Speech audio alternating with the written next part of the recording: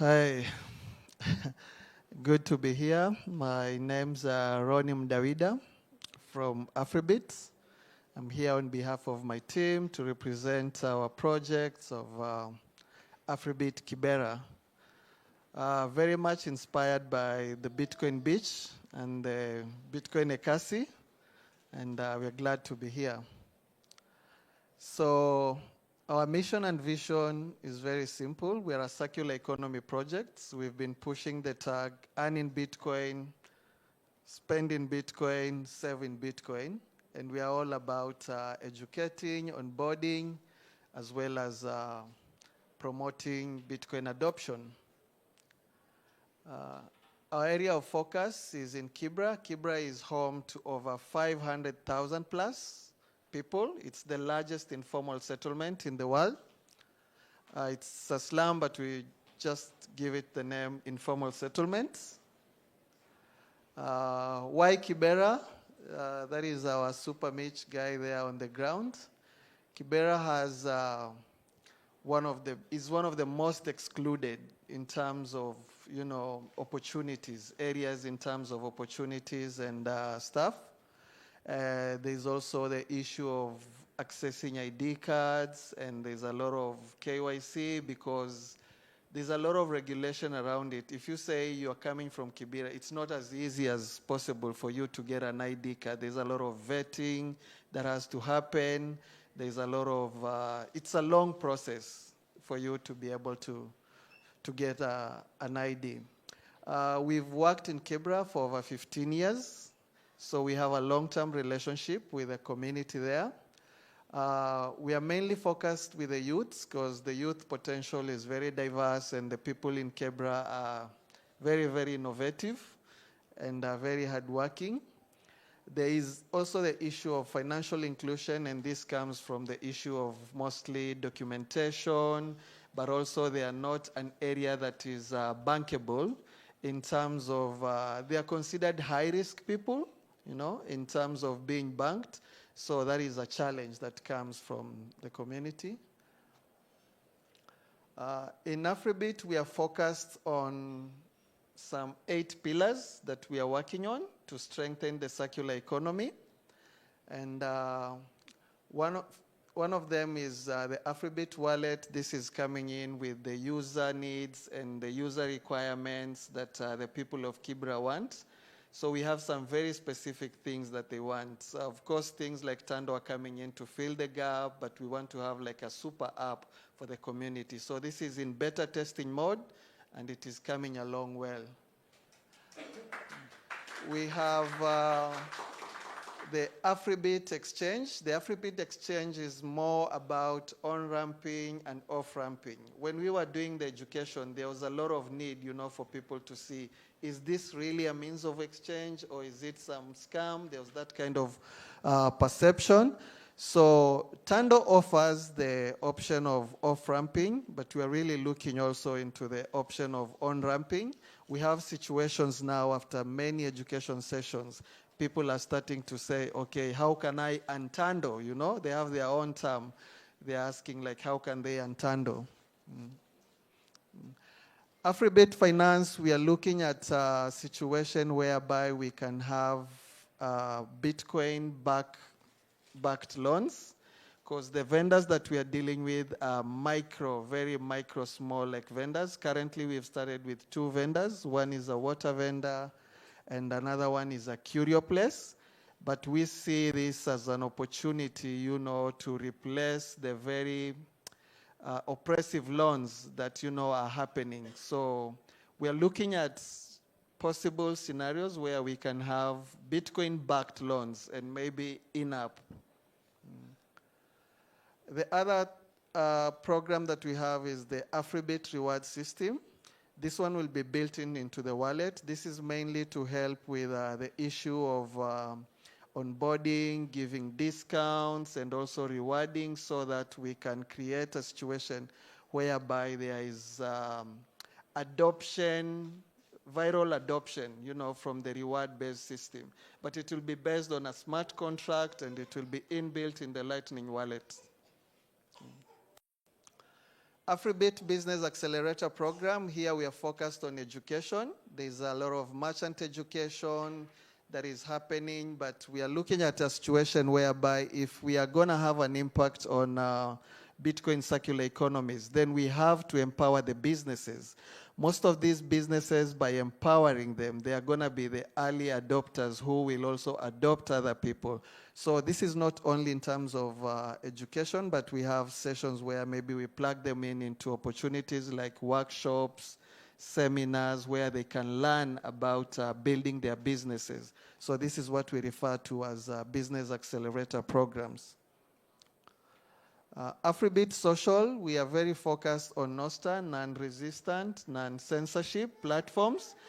Since we are dealing with the youths, and there's been a lot of issues in Kenya, you know, with the youths, this is one component that we are really, really building on. We've plugged into, we are in talks with the FEDI guys, because they have the community, the federations, and stuff, and we would like to get those communities specifically for the youths going on. Afribit mining and liquidity, this is quite a futuristic, but we are looking at sustainability, whereby we can have like liquidity financing the Afribit finance component and maybe also the reward program. Afribit Marketplace, what we envision with Afribit Marketplace, like we said, Kibera is one of the most enterprising places. We have a lot of artists, we have a lot of creatives, and we are looking into a platform where they can sell their stuffs like, you know, internationally, but Bitcoin based. We want to have a platform where everything can be bought in Bitcoin. If you are in South Africa, you can buy a piece of painting from Kenya, pay in Bitcoin. If you are in Europe, you can buy a piece of art from Kibera, but you can have it paid in Bitcoin.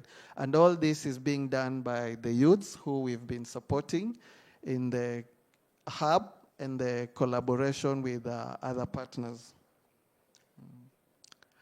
Success stories, we have over 40 merchants now, 40 merchants in Kibera. Of course, we've been able to onboard other merchants outside Kibera, like tour farms, and we are also working on NGOs, because Kibera is home to so many NGOs. I think it's one of the places with the highest number of NGOs in the world. And we have been thinking, like, if we could have maybe organizations maybe paying their people in Bitcoin, or maybe like Bitcoin donations, we could probably have more transparency. What we always say is, if every organization in Kibera was doing what they're supposed to be doing, then we really wouldn't have Kibera as it is. We've launched some recycling programs. These are part of like the buyback centers that we are working on, and this is part of the accelerator programs. And this is supposed to empower the communities. But what is going to happen in this program, or is happening, is we are seeing the youths now who are involved in the recycling program being able now, like, you know, to change whatever they recycle and sell in fiat, and they're changing that now into SATs. And this is also part of a program that we have, we call SATs for Work program, which involves like 60 youths, and these 60 youths are from different waste management groups, which is the main employer in Kibera for mainly the youths. So every weekend, these guys are given some sort of reward in SATs, and these are what actually goes back into the economy to support the circular economy. But more so, these are the groups also that are driving the education component, because the condition is you have to participate in at least a minimum of 4 sessions of education, and you are part of a recycling program. So you're contributing towards keeping your own environment clean, but you're also contributing towards the circular economy, and you are also learning about Bitcoin so that you become the ambassadors of the project. Merchants and youths are starting to save in Bitcoin. We shared that in our session yesterday, where we have some women who are merchants, specifically women, and what they have been trying to do now is whatever they sell, they are portioning some of that and they're saying those are their kids' savings, you know, for the future, for the school and for learning and stuff. And one of the requests that most of them have been having is if they can have like a vault, you know, in the app where, let's say, they can lock their funding or they can lock their savings maybe for a year or 2 years or something like that. So that is something that we are looking into. Empowering youth education and employment opportunity in waste management, I've spoken about that, and community building trust and understanding, that is already ongoing. It's always an ongoing process. In informal settlements, you have to manage hopes, you have to talk to people. There's a lot of recurring issues that are happening every day.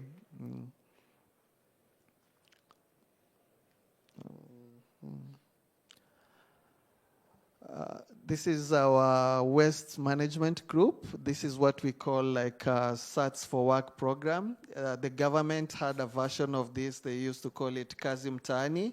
Kazi Mtaani is sort of like work in the neighborhood, whereby the youths used to earn. But this one is our version of Sats for Work program. And most of these now, you can see Felix there, but we are also having now the young ladies also starting to join the program. So it's becoming more inclusive. Challenges, of course, there are liquidity challenges. Kibera is a big community. It has 13 villages. One of the villages that we are working on has a population of 150,000 plus. So you can imagine the interest, because information there flows like wildfire. So there's a lot of interest, you know, from all these guys wanting to join and stuff, but then there's the issue of liquidity.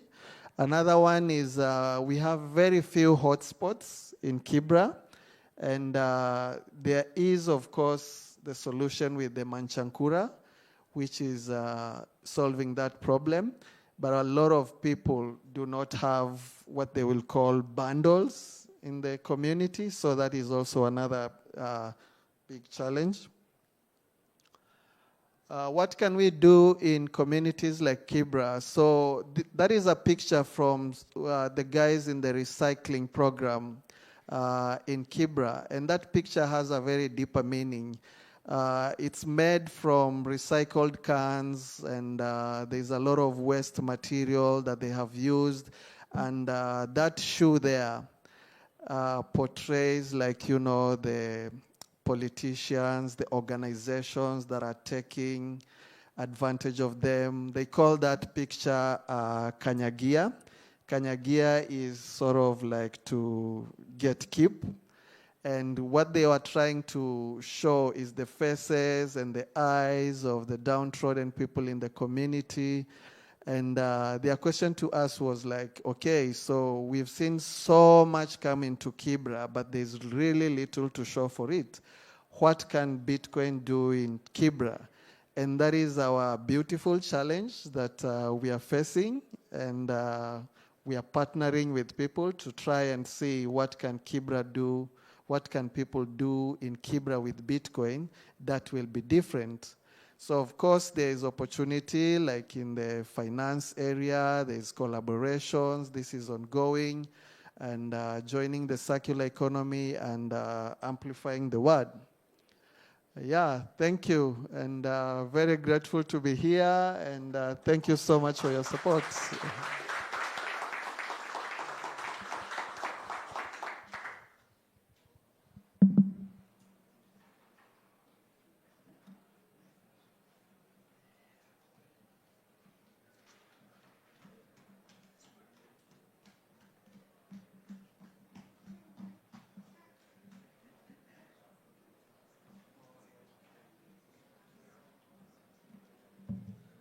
I was trying to dodge the questions, but he was like, does anyone have any questions?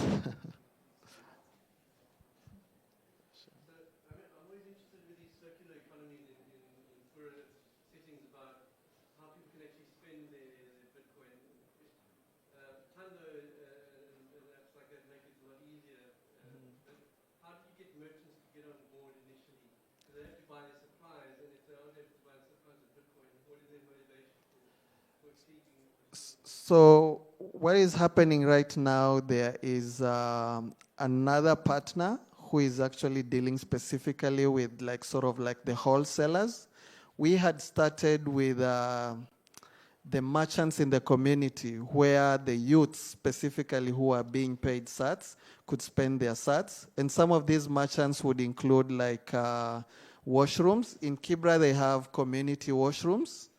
And a lot of youths would go and spend their sats there. There's also the issue of the stores, food outlets.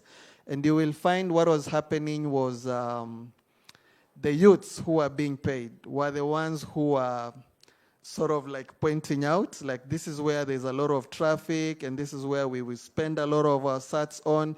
So we have areas where like entertainment spots, we call them DSQs, where people would normally go, the young guys would normally go to watch soccer, like the Premier League live coverage.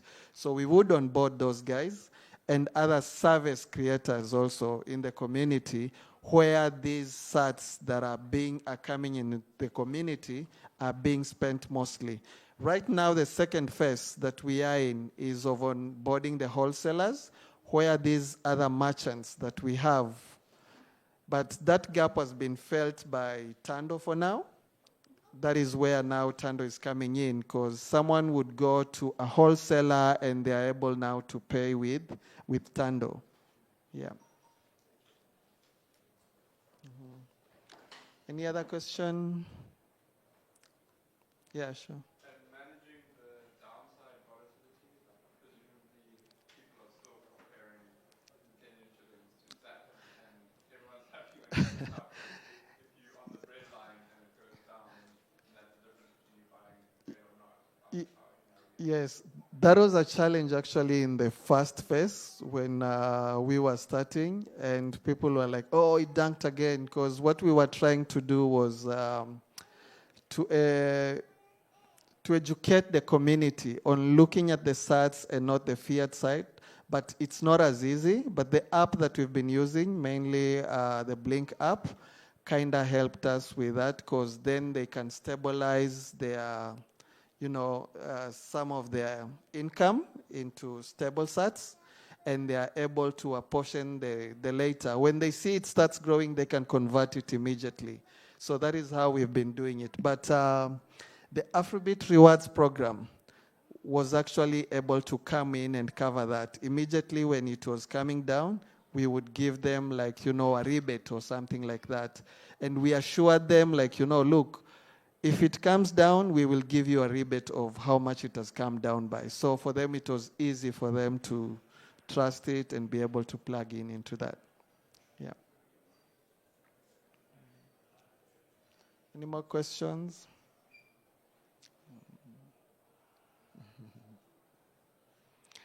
Thank you.